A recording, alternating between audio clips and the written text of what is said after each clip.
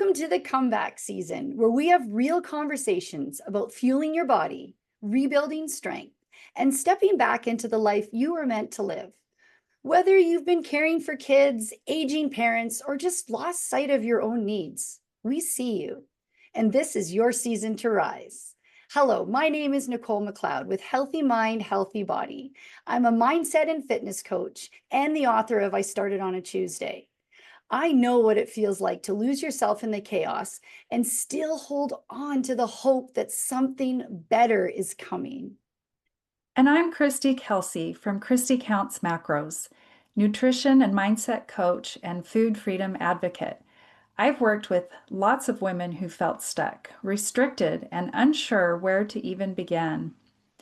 Together, we're bringing you honest conversations, healing truths, and real strategies to help you rise again, physically, mentally, and emotionally, whether you've hit rock bottom or you're just tired of putting yourself last. This space is for you because this is your comeback season, and it starts right now. Welcome back to the comeback season. If you're tuning in, it's likely because you are ready for a change, my friend. Maybe you've spent months or even years feeling like you're just surviving, like your brain has way too many tabs open.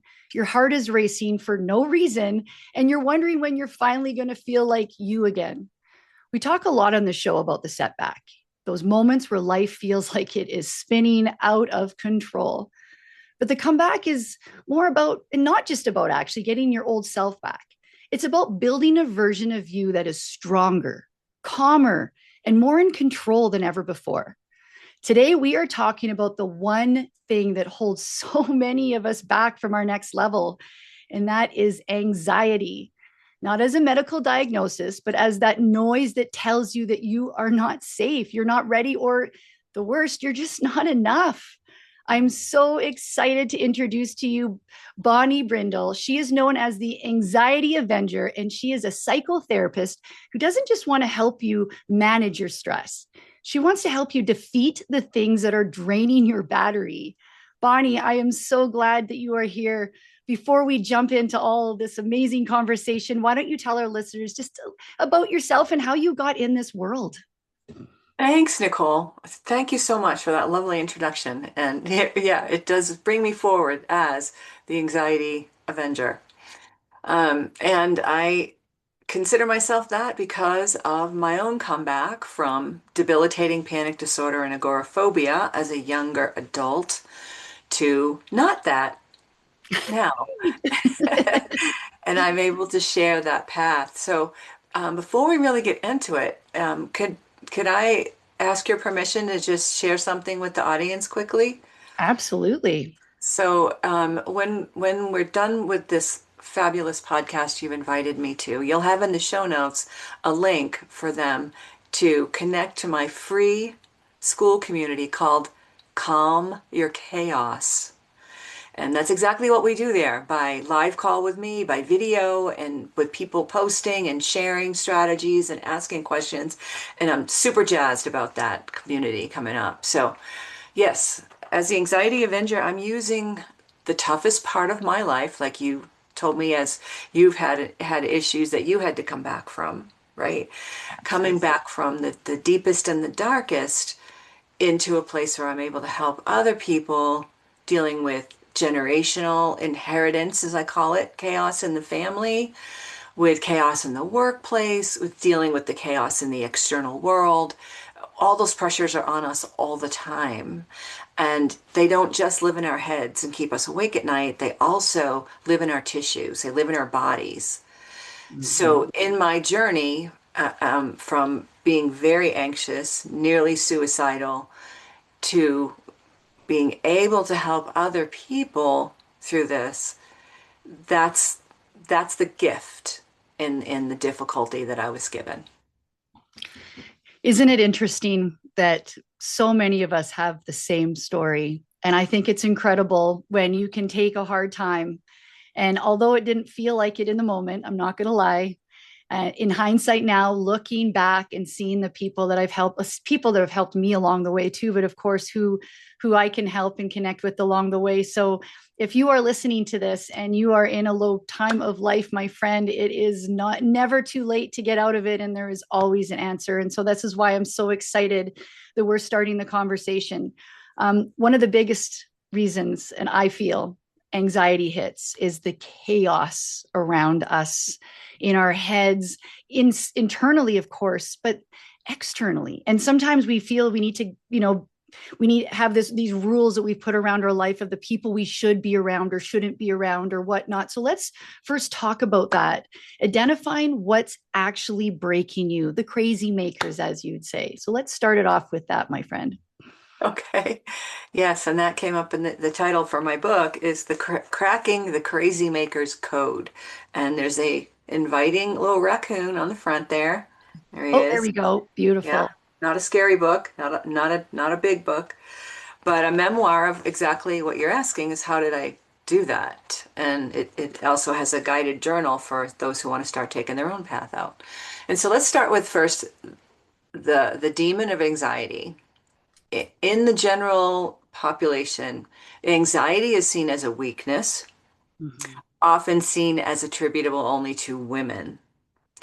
And sometimes we don't recognize that anger, frustration, domestic violence, alcoholism, drug abuse, Netflix binging with family bags of Doritos and a tall boy of beer on Friday night could all be the things that we do to try to ease anxiety. And crazy makers could be the people you were raised with or living with. They can be people or policies of your daily work life. If you go to work each day and have to follow someone else's rules about things.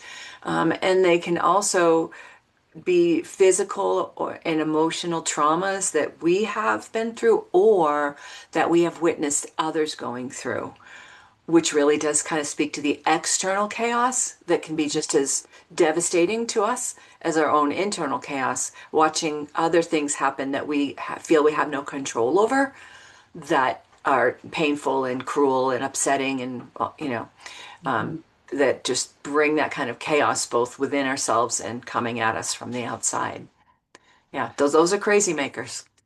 It's interesting though that you said that, and I think that's one thing we need to remember, that it's not, it's a, call it a package, lack of better words right now, it's a system that you're operating in. And if we put so much pressure on ourselves that we think it's all, the anxiety depressions with us, and we kind of close ourselves in. But a lot of the times it's so important to remove that emotion, step outside of that, and analyze this. So let's start off just by, what can you do? So you identify all these crazy makers. What's our next step? Okay, so glad you asked.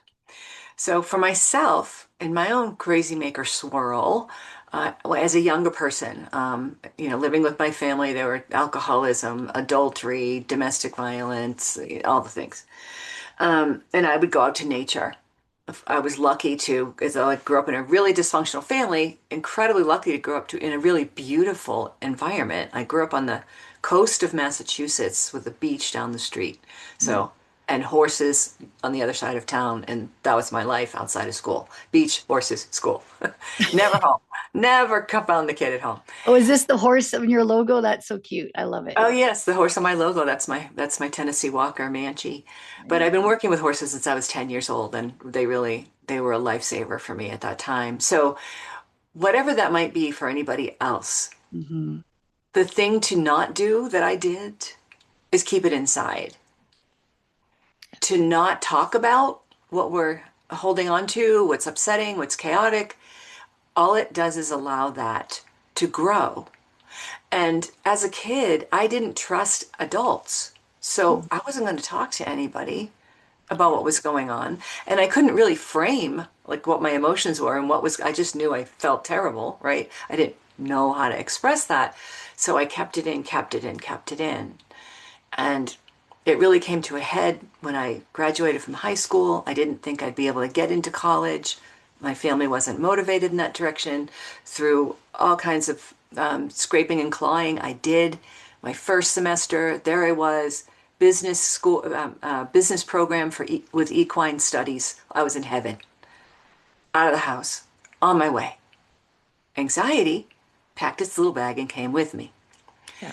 And pretty soon, I wasn't getting to class on time. I wasn't staying in class. I was leaving early, and I had to drop out at the end of my first semester. So going back to the home I came from with my tail between my legs was the lowest point. And at that time, I made a really good decision because I had thought about making a bad one. And I made a decision as a 19-year-old to call a therapist and get help with what was going on for me. But had I talked to anybody before that, that would have helped as well. And so I know a lot of people under a lot of stress, anxiety, and chaos don't have anyone they feel they can talk to. Hear this. Talk to the animals.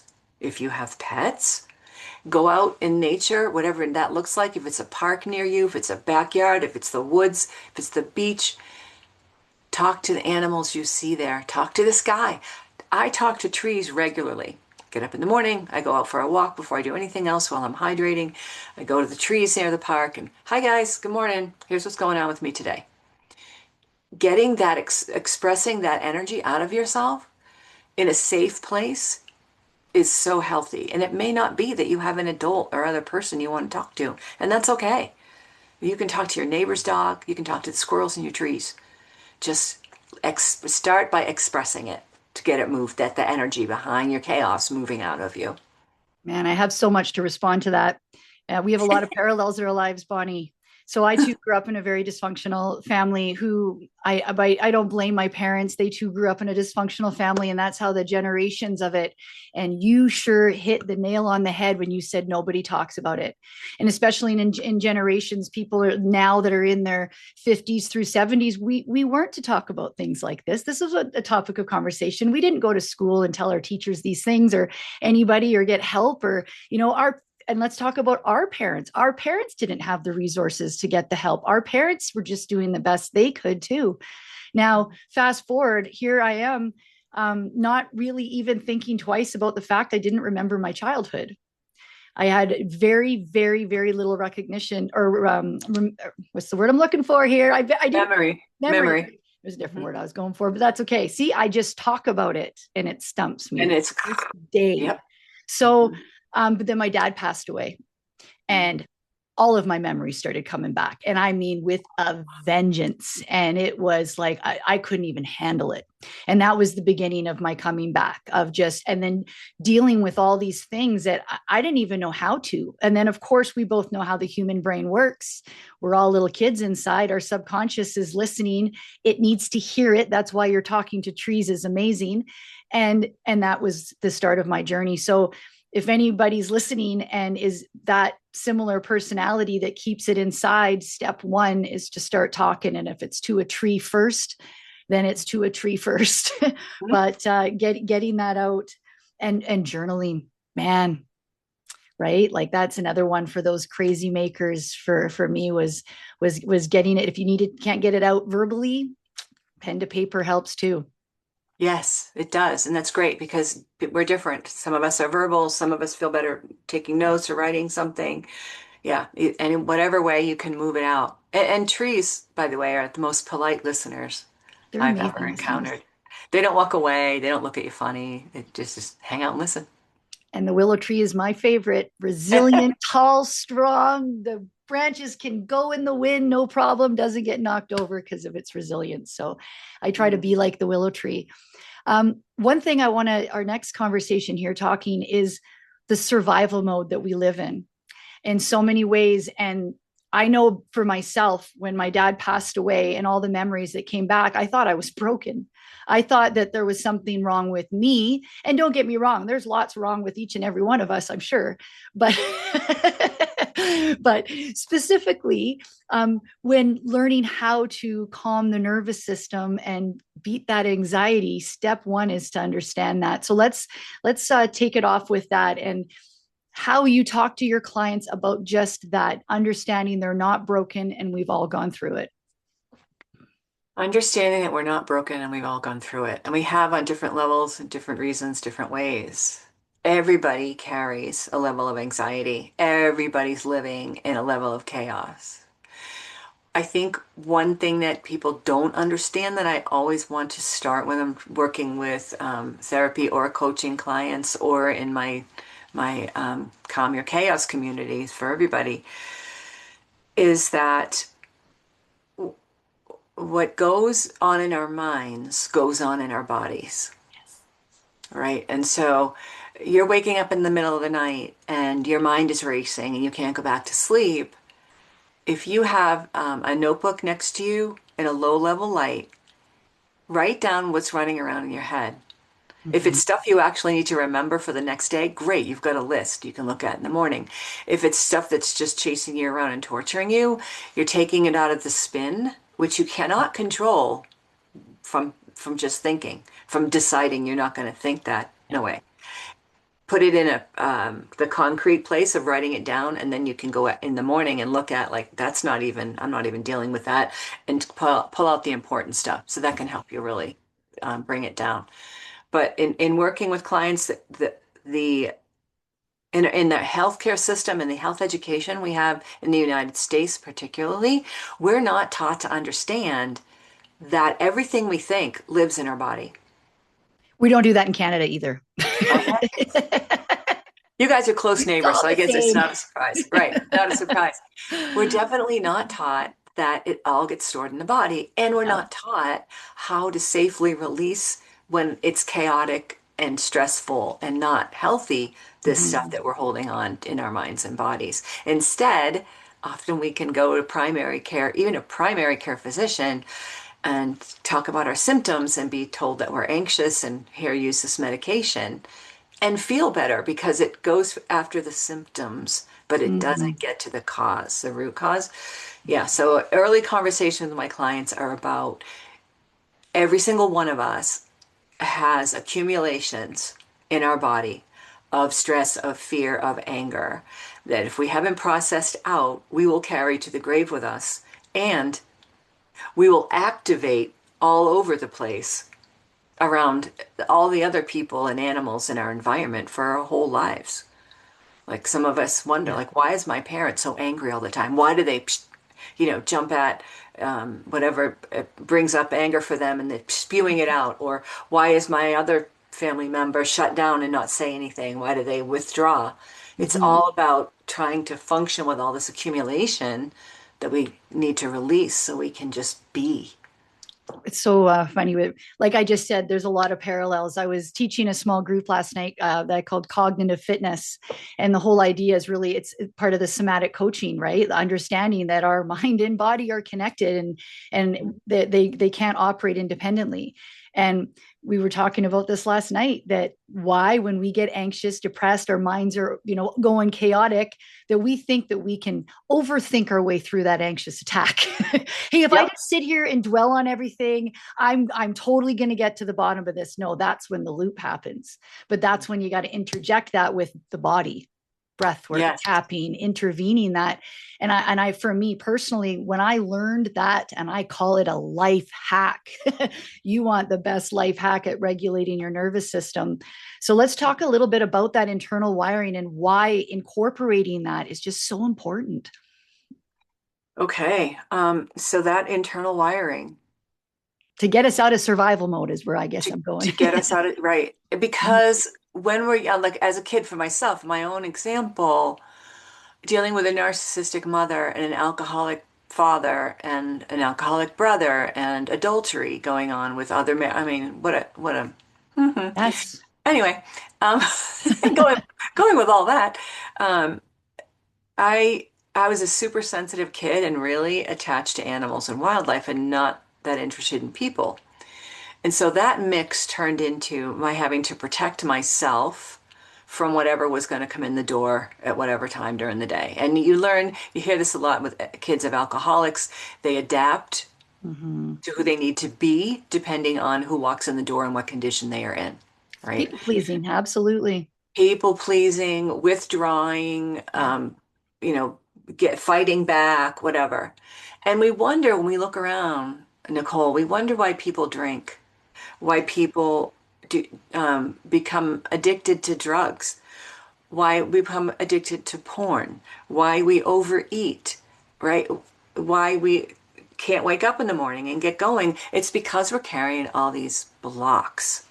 And Mhm. so I know that you know something about some of the energy psychologies and somatic therapies that people can use without necessarily working directly with a therapist. And even in my Calm Your Chaos community, we're practicing things like box breathing, Mhm. which is the four counts in through the nose, holding the breath for four counts out through the nose, holding the breath for four at the bottom. And someone might say to you, "Oh, you're nervous, you're anxious, take a deep breath." Okay, that can help a little. But when you take that breath in and you hold it at the top, let it out, hold it at the bottom, you raise the CO2 levels in your blood, and that actually lowers the heart rate. Yeah. And when I was waiting for surgery a while back and I had a monitor attached to me and I was in the room by myself, I played with this I have to done see that if I too. could make the monitor. It works. It's so funny you I'm said like, that. not only do I know it makes me feel so much better and grounded, but I can actually manipulate this and tell this person what my pulse and my blood pressure is going to look like. So Yeah. yeah, it's super helpful. And then I also use Jin Shinjitsu, which is a Japanese meridian practice that does not require verbalizing.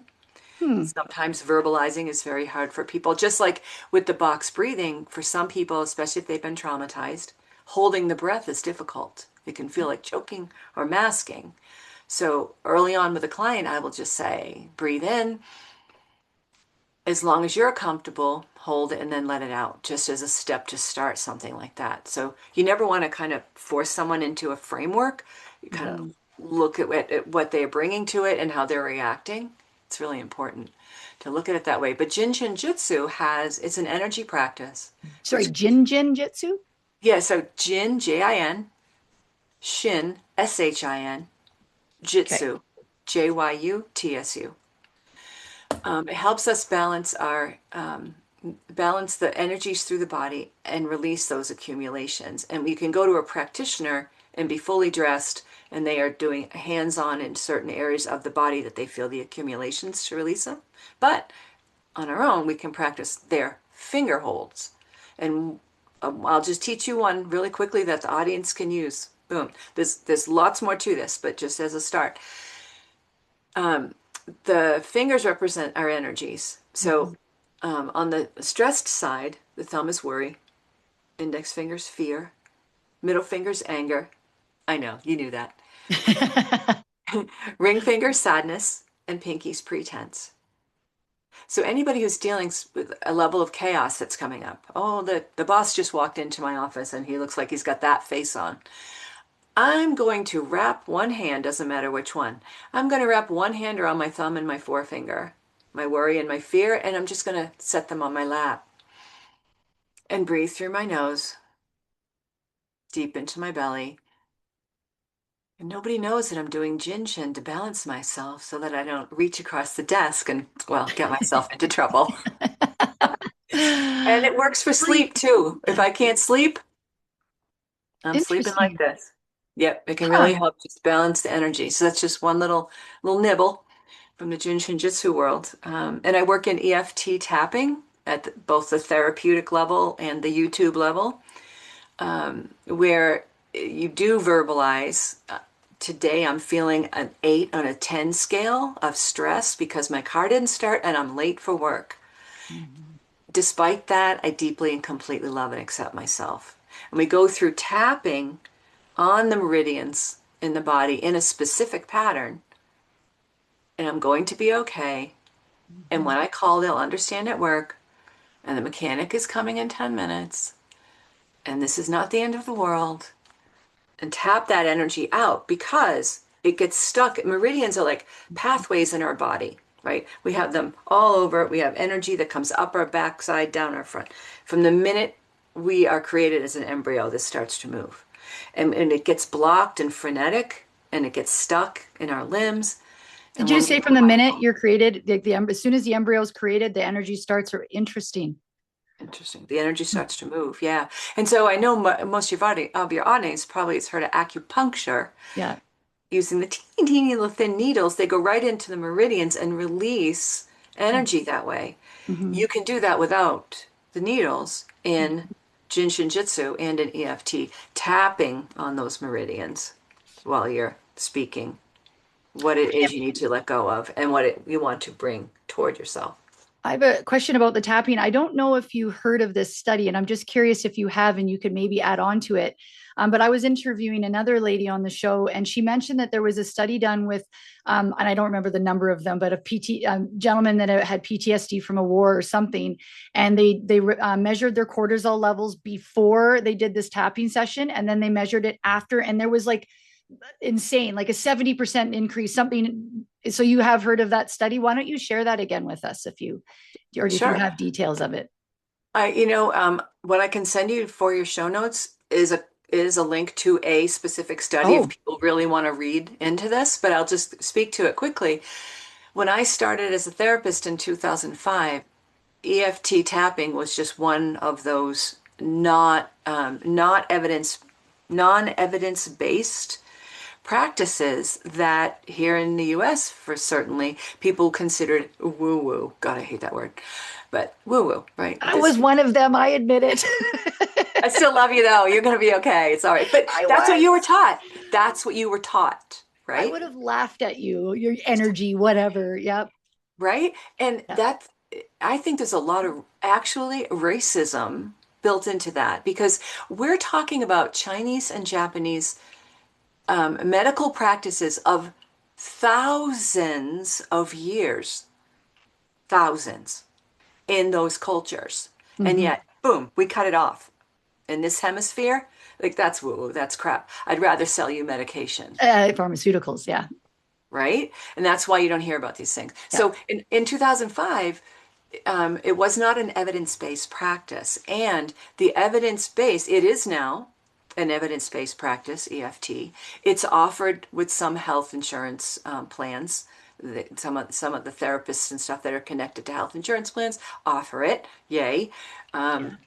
Because of the studies on military veterans with PTSD who were trained how to use and supported to use EFT tapping on the traumatic memories and experiences that kept coming back and kept coming back and kept coming back, ruining their daily lives, as we all know about that, right? Mm-hmm. How horrific some of the imagery and the experience and the pain and the injury that people go through.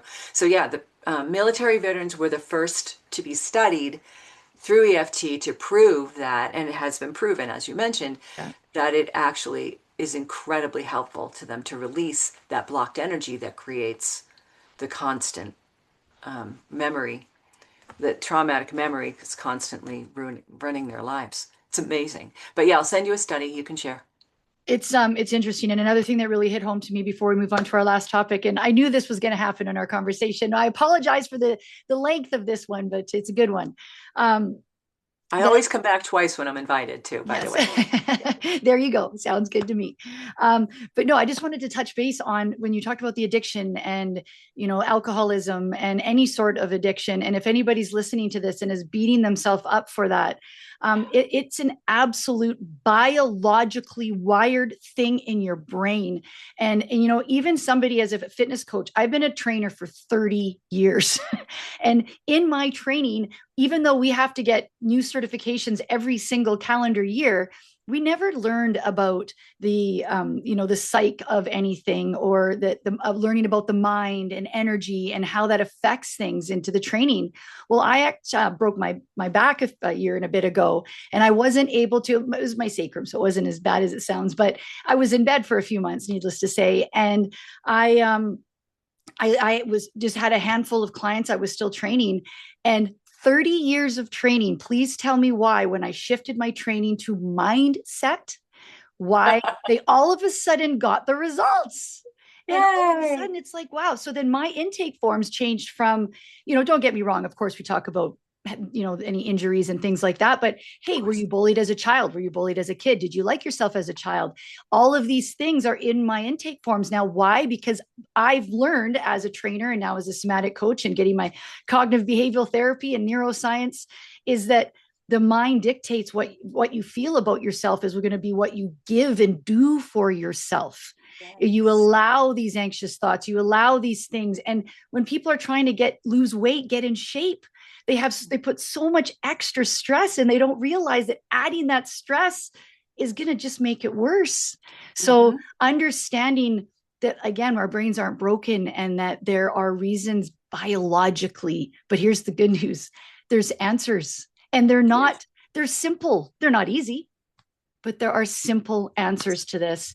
So finishing off, I want to talk a little bit about the vagus nerve and its place in the nervous system and how important it is to learn how to keep that at bay. Yeah. Yep. So the ventral, let me go back for just a sec, that none of us are broken. We're all just carrying stuff we no longer need. And it can be released safely instead of covered up by those addictive behaviors that you mentioned. Right? We're just trying to cover our pain.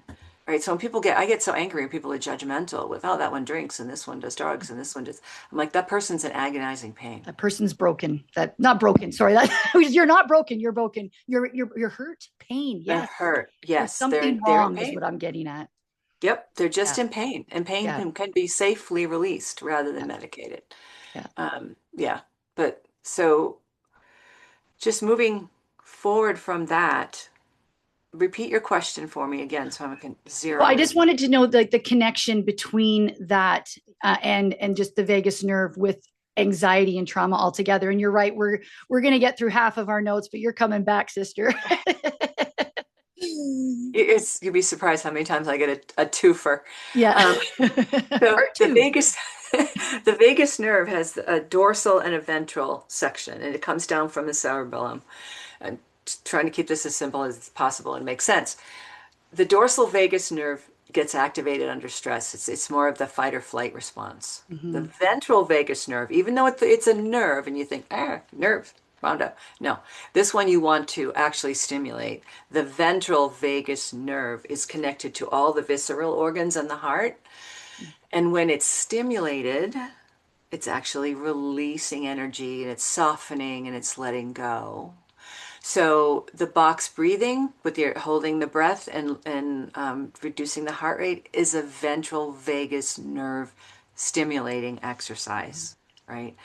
And that's what we want to go for, to look at. So when we're doing EFT tapping, when we're humming, and this is an easy one, anyone can do anytime. There is in the therapeutic level of EFT tapping, there's a segment where you need to hum a tune that makes you happy.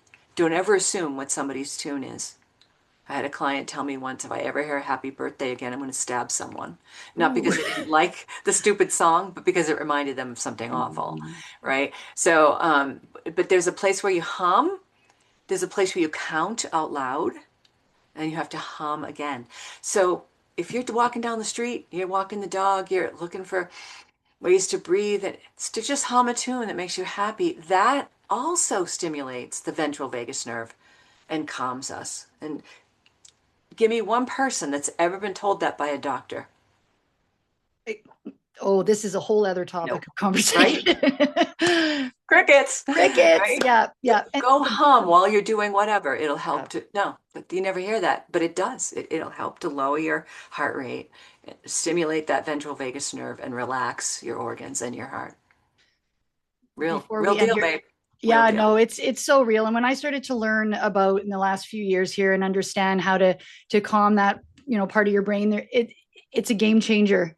And if you are human, you are going to have bad days. If you are human, you are going to get angry and you're going to be anxious and you're going to have these things. And as you know, as a coach in this space, psychotherapist, you yourself have bad days that you may need another your own coach or your own therapist, right? We Absolutely. all do, because we can't see our own blind spots. But why Mhm. I wanted to end with that is for us to understand the biologicalness of a lot of our anxiety comes out of the trauma of our past. How we show up for this world comes out of our experiences. Our brains need to predict safety, but Mhm. safety is not what's good for us necessarily. It's what we know, it's what makes us feel safe and comfortable. So, Right. very Right. interesting conversation. Well, before we finish off here, I am having you back for a part two. I'm hoping you agree with that, because I'm just calling it out right now. But why don't you tell our listeners how they can get a hold of you? I know you introduced it at the beginning, but why don't you just high level let them know again? Okay, great. And I'm already looking forward to part two. Awesome. So yes, and so in the show notes, Nicole will have a link, and this is the quickest way to, I'm on LinkedIn, I'm on Facebook, on this and that. The quickest way to connect is the link that I'm sharing with Nicole to my free school community called Calm Your Chaos. You can jump in and try it. If it's not your jam, you don't have to stay. There's no obligation there. You won't get 25 emails. You won't have an unsubscribe button that doesn't work and all those things that we've all experienced. It is a place for my community to talk about these things, just like Nicole and I just did. Like, what is going on? Some people are really comfortable sharing and they bring stuff to the table. Other people just want to listen, and that's fine. And whatever level people want to show up at, I show up on live calls once a week right now. I put video out and we're posting. So in the morning, hey, good morning, my friend. Here's what's going on with me today. I'm focusing on this to calm my chaos. And then some people will respond, or you can ask questions. And because it isn't just me, you're learning from a whole community that we're working together. So that link will be available. I highly recommend checking that out, and I appreciate that a lot to hear from you.